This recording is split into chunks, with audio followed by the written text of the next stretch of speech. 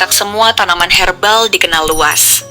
Banyak yang tumbuh liar di sekitar kita, tapi menyimpan manfaat luar biasa untuk kesehatan. Di video seri Tanaman Herbal Nusantara episode 10 ini, kita akan membahas 10 tanaman herbal dari berbagai penjuru Nusantara. Dari yang bisa ditemukan di kebun rumah sampai yang tumbuh liar di alam bebas. Yuk, langsung kita mulai. 1. Nyampu atau nampu.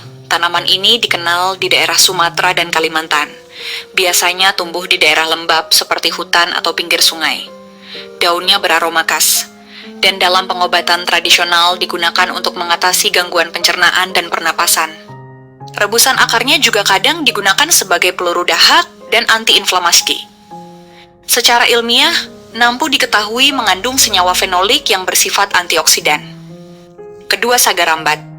Tanaman ini sering ditemukan merambat liar di pagar atau semak. Bijinya berwarna merah mengilap dengan titik hitam, dan sangat beracun, jadi jangan tertipu penampilannya. Tapi daunnya justru digunakan secara luas dalam pengobatan tradisional. Sagarambat dipercaya membantu meredakan batuk, sariawan, dan radang tenggorokan. Biasanya daunnya dikunyah langsung atau dibuat teh herbal. Kandungan utamanya adalah abrin, tapi dalam jumlah sangat kecil di daun. Ekstraknya juga menunjukkan aktivitas antiinflamasi dan antibakteri dalam riset awal. 3. Mindi. Pohon ini sering ditemukan tumbuh liar di pinggir jalan atau ditanam sebagai peneduh. Dalam pengobatan tradisional, biji dan kulit batang mindi digunakan untuk mengatasi cacingan, demam, dan penyakit kulit. Daunnya juga berfungsi sebagai antiseptik alami.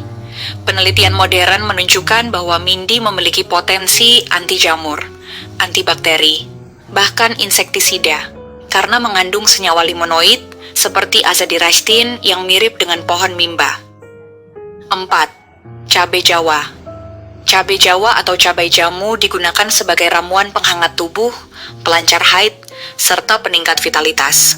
Buahnya dikeringkan dan digunakan sebagai bahan jamu. Dalam Ayurveda dan pengobatan Jawa, cabai Jawa juga digunakan untuk mengatasi batuk, masuk angin, dan gangguan pencernaan.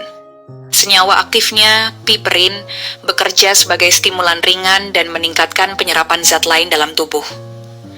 5. Jinten Turbanggun. Tanaman ini populer di daerah Batak dan dikenal juga sebagai daun bangun-bangun. Turbangun sering diberikan kepada ibu menyusui untuk membantu melancarkan ASI. Rasanya agak pedas dan aromanya khas seperti oregano. Selain memperlancar ASI, daun turbangun juga digunakan untuk menambah nafsu makan dan meredakan batuk. Kandungan minyak atsiri dan flavonoid membuat tanaman ini juga punya efek antiinflamasi dan antimikroba. 6. Sijukot. Sijukot, atau dikenal sebagai Lactuca indica, bukan tanaman sembarangan. Di kalangan masyarakat Batak, tanaman ini dikenal sebagai tanaman keramat yang konon dijadikan konsumsi pribadi Raja Sisingamangaraja. Daunnya yang lembut dan berair sering digunakan sebagai lalapan, namun khasiatnya jauh melampaui sekadar pelengkap makanan. Rebusan daun sijukot dipercaya mampu menenangkan saraf, meredakan panas dalam, dan membantu tidur lebih nyenyak.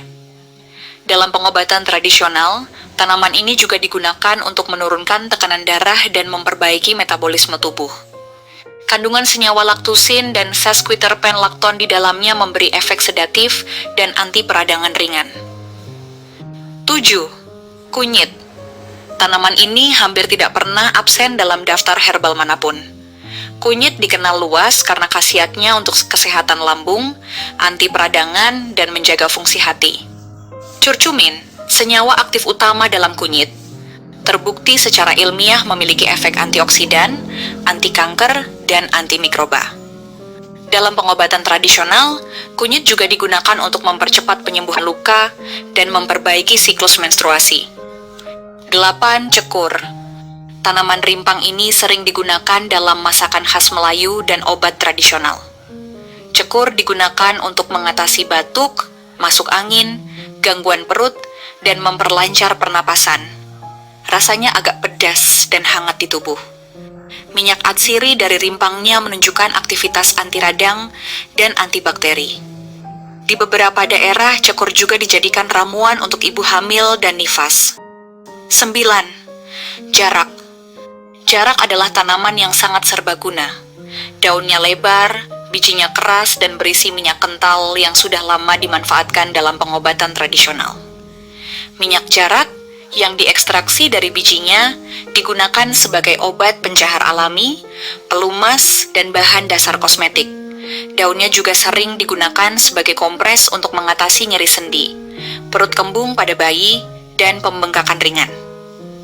Meski seluruh bagian tanaman ini mengandung senyawa aktif yang kuat, bijinya sangat beracun jika tidak diolah dengan benar.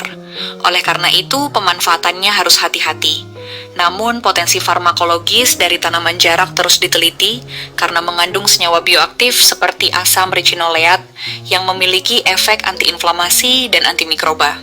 10. Bunga trompet emas.